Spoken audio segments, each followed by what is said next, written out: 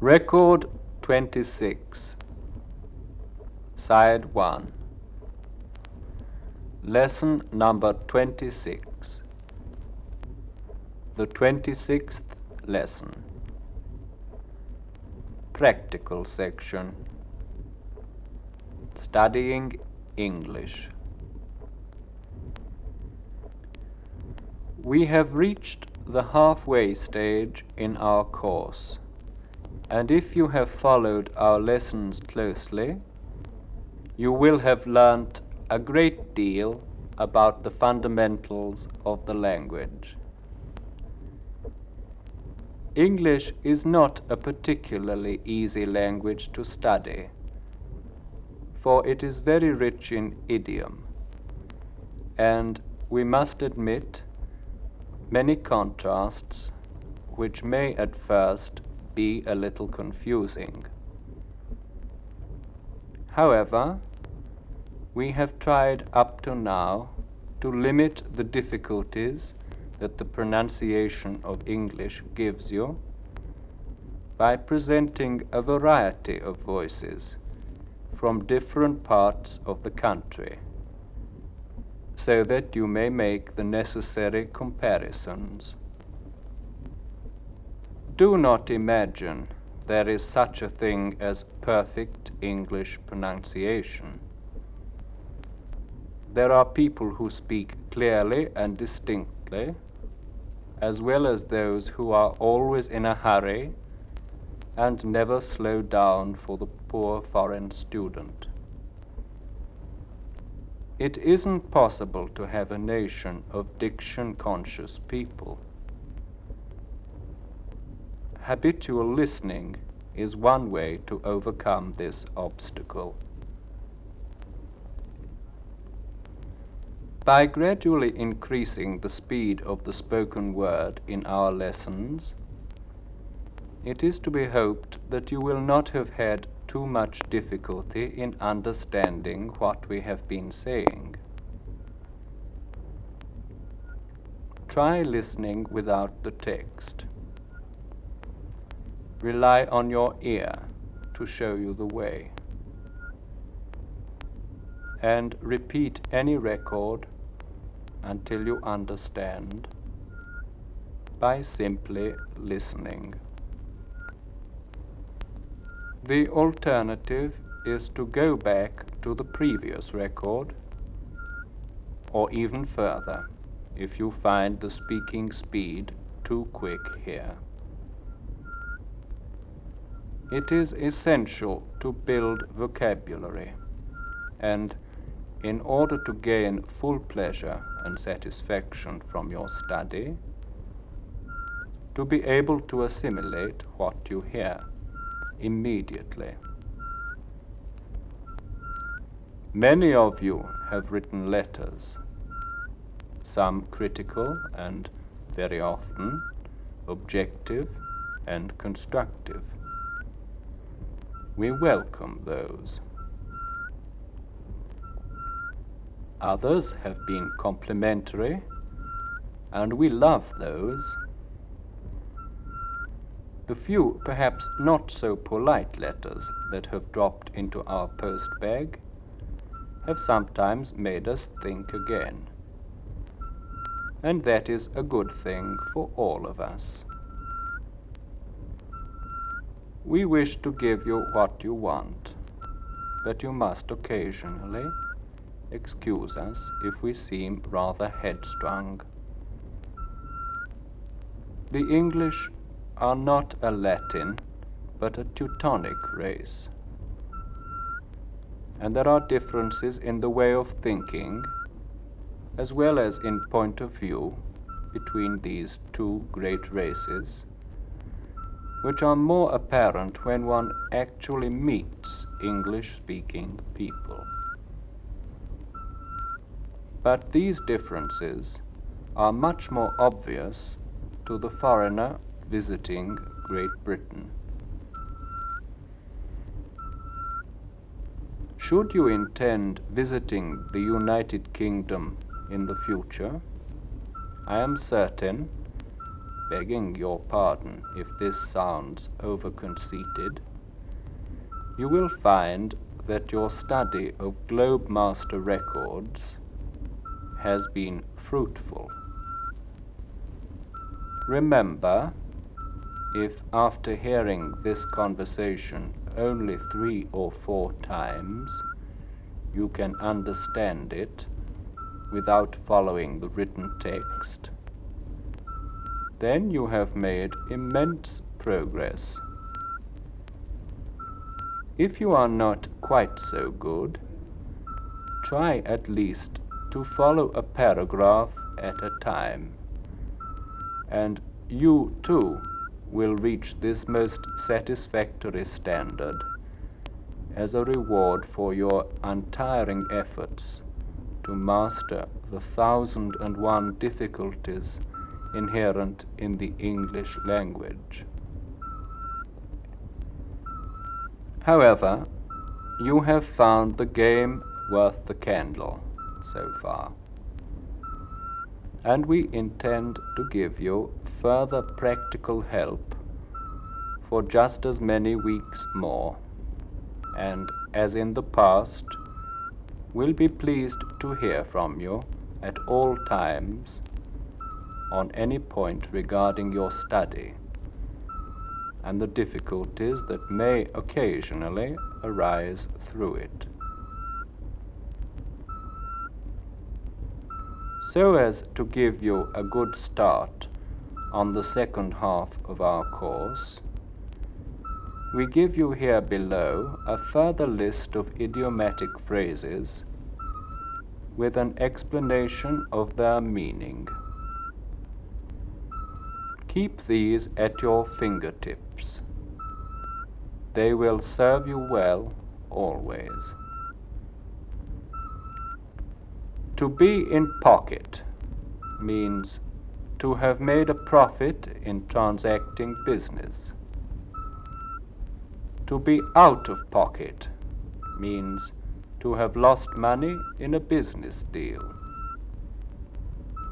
We say that goods are on sale or for sale.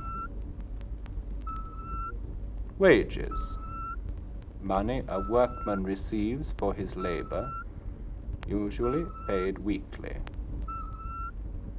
Salary is the money which is paid, normally monthly, to professional people, or as they are sometimes called, the white-collar brigade.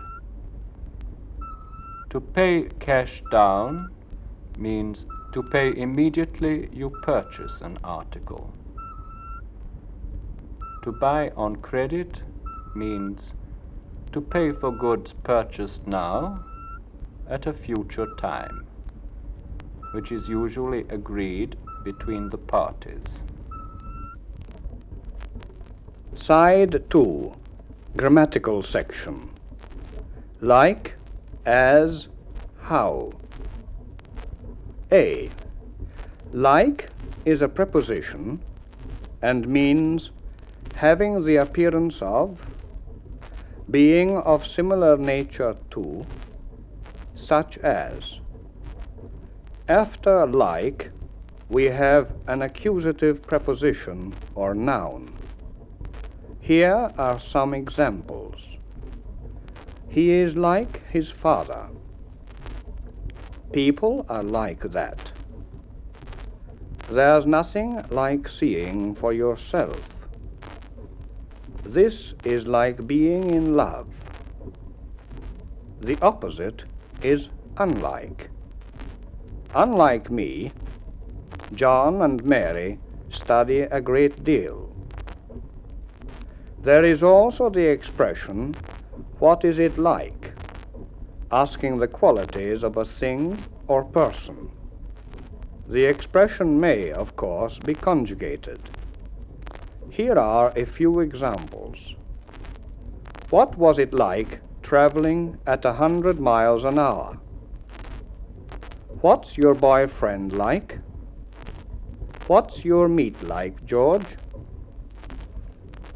This expression is often used with the verbs look, sound, taste, feel, smell. This meat tastes like leather. I feel like going to bed for an hour. B. As means in the same way as, but is often followed, in this case, by the nominative, but not the accusative. Mary wants to run as you.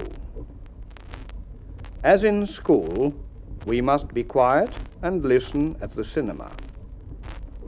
I should be happy if he would think as we do. As also means because, when, while. As you are late, you shall be punished.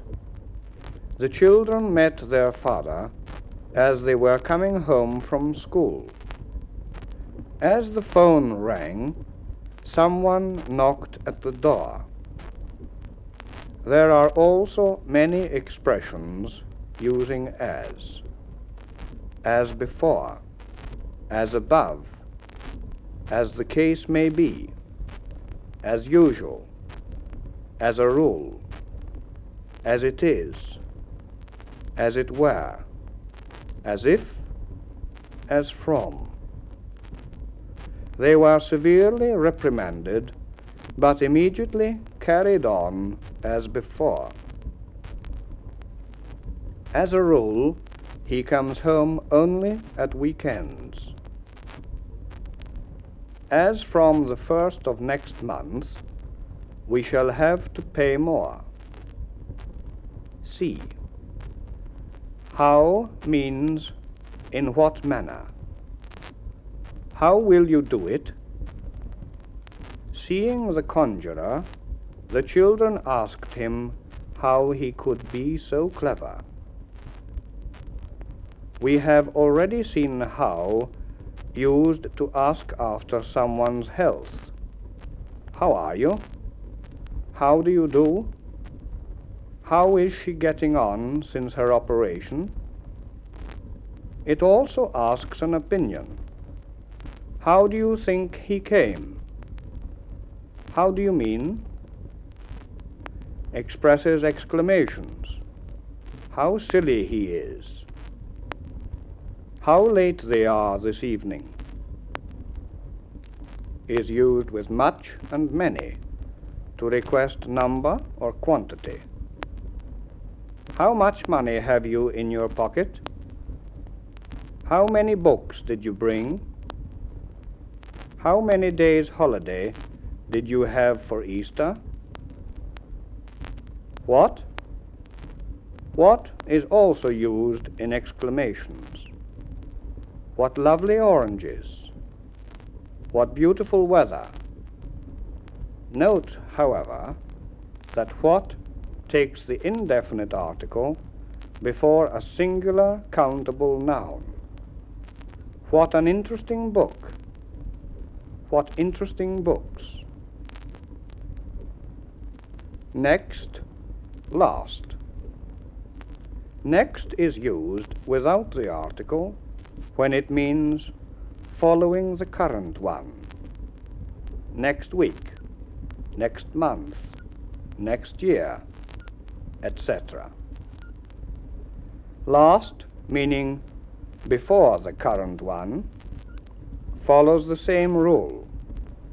Last week, last month, last century, etc. Next and last are both preceded by the definite article when they mean the one coming after and the final one, respectively, in a series. We spent a month at the seaside. The first week it rained. The next 2 weeks we had relations staying with us, but the last week was quiet and wonderful. The definite article may be used with next and last in such expressions as, I'll come and see you within the next week. This means before today week, 7 days from today. I haven't been sleeping well for the last week. Here the speaker means that 7 nights, up to the moment of speaking, have passed during which he has been unable to sleep. Of course, there are also compounds of these, which follow the same rule.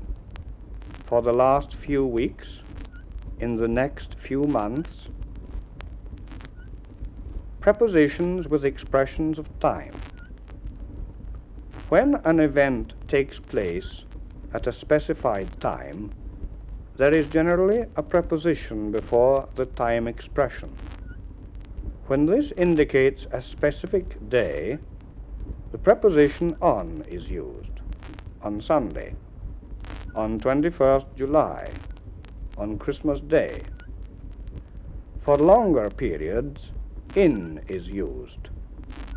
In a few days, in spring, in 1962. This preposition is also used to indicate the passage of hours and minutes. I shall be with you in half an hour.